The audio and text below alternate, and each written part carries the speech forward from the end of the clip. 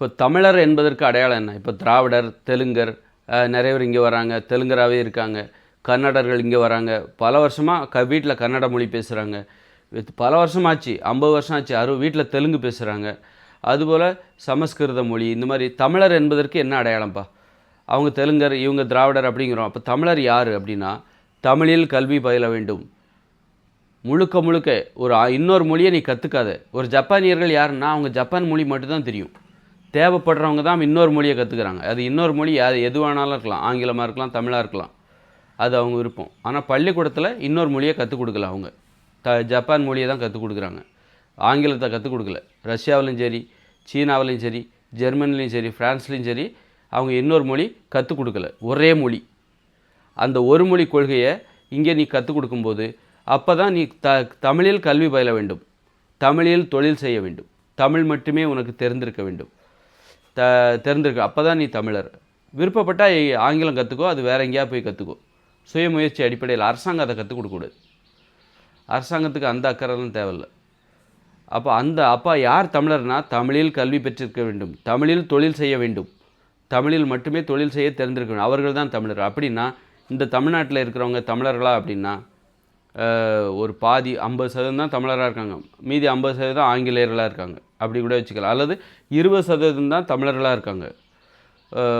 ஒரு 80% அவர்கள் ஆங்கிலேயர்களாக இருக்காங்க. தமிழ் உணர்வை இழந்து கொண்டு வருகிறார்கள், தமிழர்களாக இல்லை. அப்போ நம்ம கல்வி முறை தான் காரணம். நீங்கள் அவங்க தெலுங்கர்கள், அவங்க திராவிடர்கள் அப்படின்னு குறை சொல்லிகிட்டு இருக்கீங்க. ஆனால் உங்கள் பிள்ளைகளை இங்கிலீஷ் மீடியத்தில் படிக்க வச்சுட்ருக்கீங்க. நீங்களே முதல்ல தமிழராக இல்லை. உங்கள் பிள்ளைகளே தமிழராக இருக்க நீங்கள் விரும்பலை. அதனால் தமிழர்னால் யார் அப்படின்னா, இப்போ ஜப்பானியர்னால் யார்? ஜப்பான்லேயே ஜப்பானீஸ் மொழியில் கல்வி கற்பாங்க, ஜப்பானீஸ் மொழியில் தொழில் செய்வாங்க, அவங்க தான் ஜப்பானியர்கள். சீனர்கள்னால் யார்? சீன மொழியில் கல்வி கற்பாங்க, சீன மொழியில் தொழில் செய்வாங்க, அவங்க தான் சீனர்கள். இப்போ ஆங்கிலத்தில் கல்வி கற்பார்கள் சீனர்கள் அப்படின்னா அவங்க எப்படி சீனர்களாக இருக்க முடியும்? சீனர்கள் என்றால் அவர்கள் ஆங்கிலத்தில் கல்வி கற்பார்கள், சீன மொழியில் கல்வி கற்க மாட்டார்கள், ஆங்கிலத்தில் தான் பேசுவார்கள், சீன மொழியில் பேச மாட்டார்கள். அப்போ அவங்கள எப்படி நம்ம சீனர்கள்னு சொல்ல முடியும்? சீன மொழி பேசுவதால் தான் அவர்கள் சீனர்கள், மொழியால் தான் அடையாளப்படுத்தப்படுகிறோம்.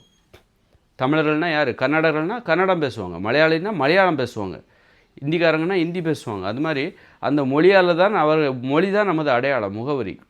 அப்படின்னா தமிழர்கள்னால் யார்? தமிழ் மொழியில் மட்டுமே நீ கல்வி கற்க வேண்டும், தமிழ் மொழியில் மட்டுமே நீ தொழில் செய்ய தெரிந்திருக்க வேண்டும். உனக்கு தேவைன்னா எந்த மொழி வேணாலும் கற்றுக்கோ, ஆனால் அதை பள்ளிக்கூடத்தில் கற்றுக் கொடுக்கூடாது. அப்படின்னா நாமெல்லாம் தமிழராக இருக்கோமா? தமிழில் தான் கல்வி கற்கிறோமா? தமிழில் மட்டும்தான் தொழில் செய்கிறோமா? என்ன இல்லை. ஆங்கிலத்தோட தலையீடு கல்வியில் இருக்குது. ஆங்கிலத்தில் தான் கல்வி கற்கிறார்கள், ஆங்கிலம் தெரிந்தால்தான் இங்கு தொழில் செய்ய முடியும் என்கிற நிலை இருப்பதால் நாமெல்லாம் தமிழராக இல்லை. அப்படி இருக்கும்போது அவங்க திராவிடர், அவங்க தெலுங்கர்னு நீ குறை சொல்கிறதுல அர்த்தமே இல்லை. அதனால தான் அந்த வாதம் இங்கு ஏற்புடையது. அது சரியான வாதமாக இருந்தாலும் அது இங்கு நடைமுறையில் பொருந்தாத வாதமாக இருக்கிறது. நம்மளும் நிறைய தவறு. ஆனால் நம்மளாம் தமிழராக இல்லை. தமிழர்னால் யாருன்னு நான் இதில் சொல்லிட்டேன்.